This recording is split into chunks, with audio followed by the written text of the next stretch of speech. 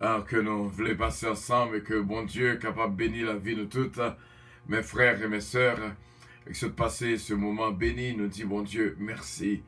Encore une fois, on a continué ce phénomène pas disponible. Nous allons continuer la lecture de la parole de Dieu. Nous saluons dans le nom précieux de notre Seigneur Jésus-Christ et nous saluons ce Marie-Josée de Visberon. Nous disons bonjour aussi bien, ma cette sœur bien-aimée, que bon Dieu bénisse ce Daphné gentil. Bon Dieu bénisse ce Midline Constantin, ce Gina Bélange Estilin. Bon Dieu bénisse et nous saluons de tout cœur ce Marie guerrier qui est là avec nous. Bon Dieu bénit la vie de toute secrétaire Oscar conduit de la prière et nous dit bon Dieu merci pour ce Mariolène de Blanc-Pierre, ce Marisa Viteriti, ce Marie Mémé, bon Dieu bénisse ce Farah Chevalier, bénédiction bon Dieu pour nous toutes. Hier soir, nous avons passé au moment, dernier souper ensemble, c'était réellement extraordinaire et nous nous sentions bien. Et matin, c'est là, nous entrons ensemble dans le jardin de Gethsemane, que nous apprenons à poursuivre avec nous Matthieu chapitre 26, à partir du verset 30. Après avoir chanté le cantique, ils se rendirent à la montagne des Oliviers. Alors Jésus leur dit, je serai pour vous tous cette nuit une occasion de chute, car il est écrit, je frapperai le berger, et les brebis du troupeau seront dispersées. Mais après que je serai ressuscité, je vous précéderai en Galilée. Pierre, prenant la parole, lui dit, quand tu seras pour tous une occasion de chute, tu ne le seras jamais pour moi. Jésus lui dit, je te le dis en vérité, cette nuit même, avant que le coq chante, tu me réuniras 3 fois. Pierre lui dit, quand il me faudrait mourir avec toi, je ne te réunirai pas. Et tous les disciples dirent la même chose. Là-dessus, Jésus alla avec eux dans un lieu appelé Gethsemane. Il dit aux disciples, asseyez-vous ici, pendant que je m'éloignerai pour prier. Il prit avec lui Pierre et les 2 fils de Zébédée. Il commença à éprouver de la tristesse et des angoisses. Il leur dit alors, mon âme est triste jusqu'à la mort. Restez ici et veillez avec moi. Puis, ayant fait quelques pas en avant, il se jeta sur sa face et pria ainsi. Mon Père, s'il est possible que cette coupe s'éloigne de moi, toutefois non pas ce que je veux, mais ce que tu veux. Et il vint vers les disciples qu'il trouva endormis. Et il dit à Pierre, vous n'avez donc pu veiller 1 heure avec moi? Veillez et priez, afin que vous ne tombiez pas dans la tentation. L'esprit est bien disposé, mais la chair est faible. Il s'éloigna une seconde fois et pria ainsi. Mon Père, s'il n'est pas possible que cette coupe s'éloigne sans que je la boive, que ta volonté soit faite. Il revient et le trouva encore endormi, car leurs yeux étaient appesantis. Il les quitta et s'éloigna. Il pria pour la 3e fois, répétant les mêmes paroles. Puis, il alla vers les disciples et leur dit, vous dormez maintenant, et vous vous reposez. Voici l'heure est proche, et le Fils de l'homme est livré aux mains des pécheurs. Levez-vous, allons, voici celui qui me livre s'approche. Comme il parlait encore, voici Judas, l'un des 12, arriva et avec lui une foule nombreuse, armée d'épées et de bâtons, envoyés par les principaux sacrificateurs et par les anciens du peuple. Celui qui le livrait leur avait donné ce signe. Celui que je baiserai, c'est lui, saisissez-le. Aussitôt, s'approchant de Jésus, il dit, salut, Rabbi, et le baisa. Jésus lui dit, mon ami, ce que tu es venu faire, fais-le. » Alors ces gens s'avancèrent, mirent la main sur Jésus et le saisirent. Et voici un de ceux qui étaient avec lui, avec Jésus, étendit la main et tira son épée.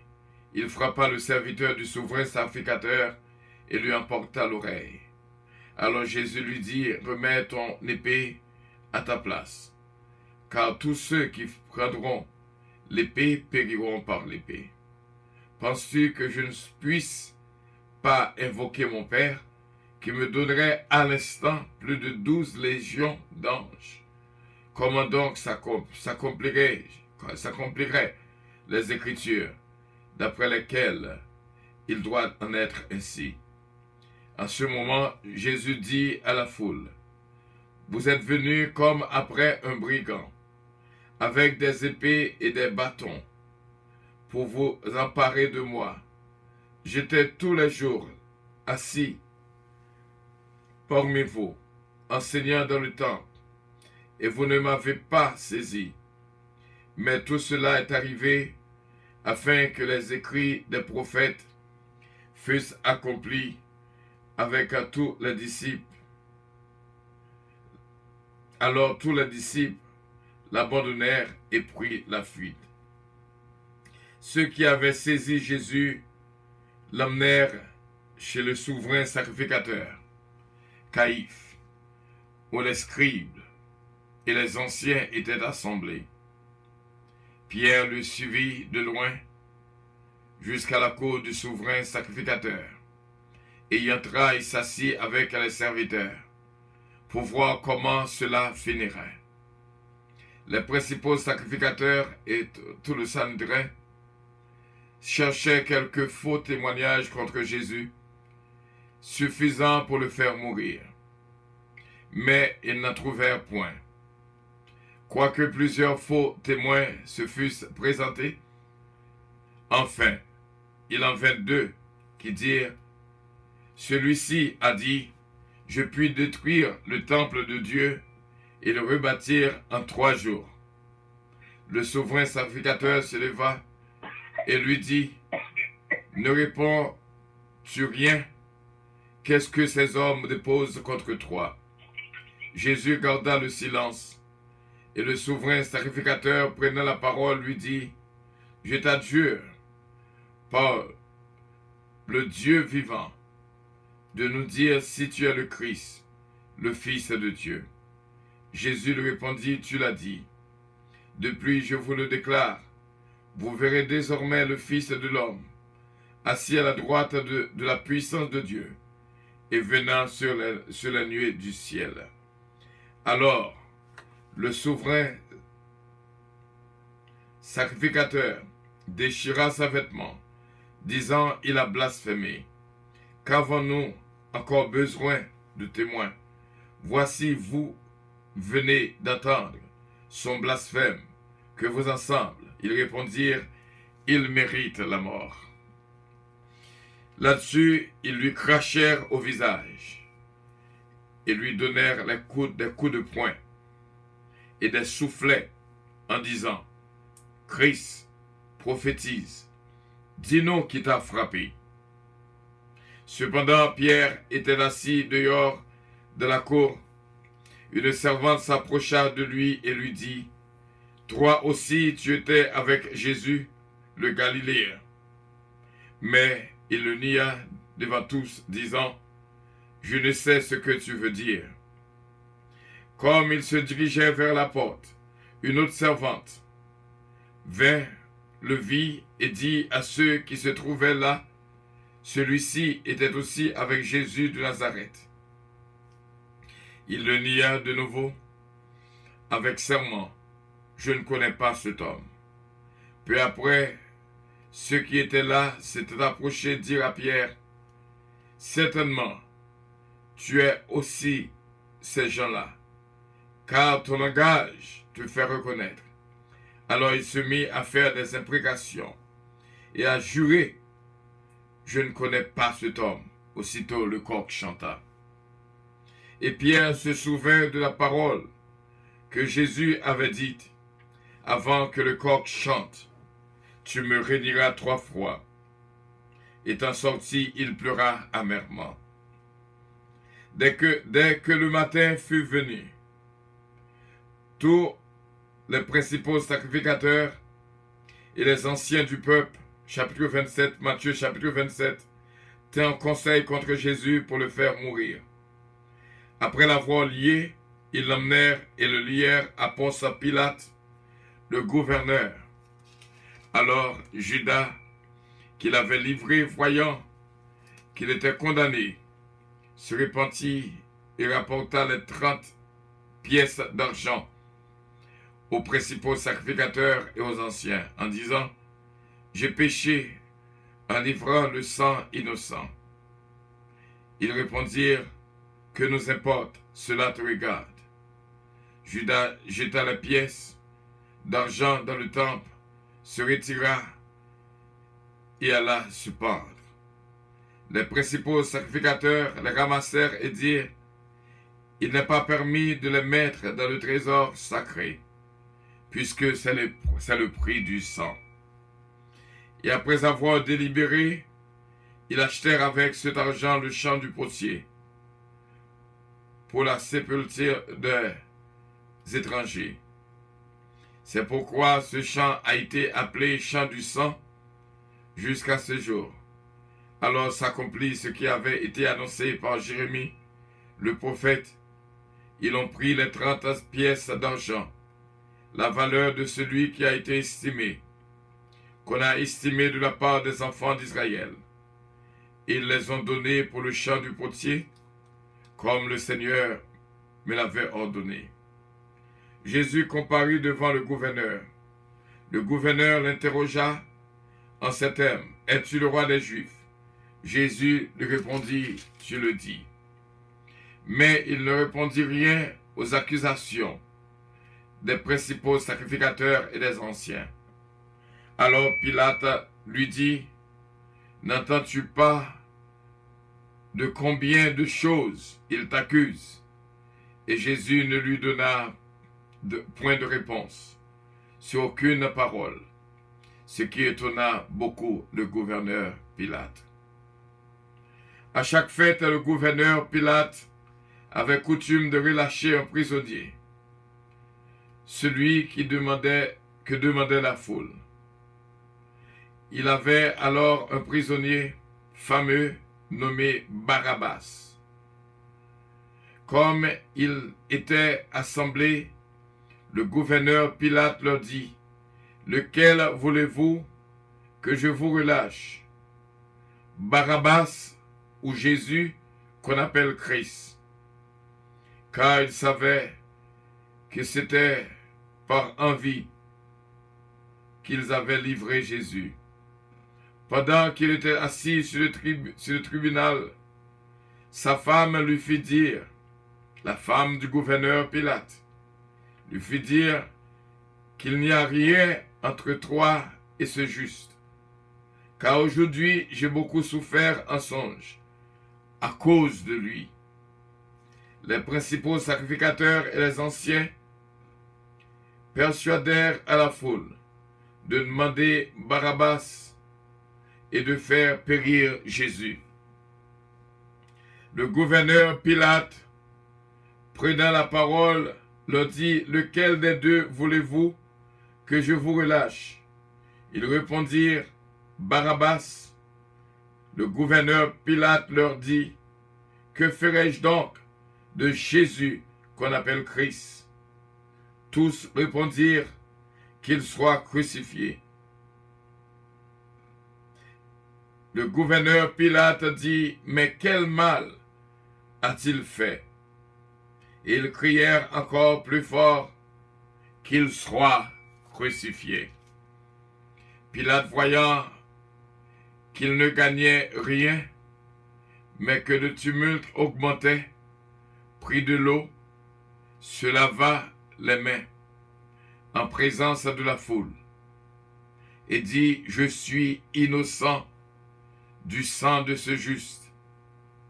Cela vous regarde. » Et tout le peuple répondit, « Que son sang retombe sur nous et sur nos enfants. Alors Pilate leur relâcha Barabbas, et après avoir fait battre de verge Jésus, il le livra pour être crucifié. Les soldats du gouverneur Pilate conduisirent Jésus dans le prétoire, et ils assemblèrent autour de lui toute la cohorte. Ils lui ôtèrent ses vêtements et le couvrirent de manteaux écarlates. Ils tressèrent une couronne d'épines qu'ils posèrent sur sa tête et lui mirent un roseau de la main droite. Puis, s'agenouillant devant lui, il le raillait en disant « Salut, roi des Juifs !» Et ils crachèrent contre lui, prenant le roseau, et frappaient sur sa tête. Après s'être ainsi moqué de lui, ils lui ôtèrent le manteau, lui remirent ses vêtements, et l'emmenèrent pour le crucifier. Parole du Seigneur. Nous disons, bon Dieu, merci pour ce moment bien, pour ce moment béni que nous toutes avons passé ensemble. Et nous disons, bon Dieu, merci, afin que grâce va continuer toucher la vie nous, bénir la vie nous, et que, bon Dieu, dans sa grâce infinie, nous fasse miséricorde au nom de Jésus. Bon Dieu, capable de continuer bénir nous complètement et entièrement. Et bon Dieu, capable de continuer garder nous pour capable toujours d'une possibilité pour tendre sa douce voix. Que bon Dieu bénisse complètement et entièrement.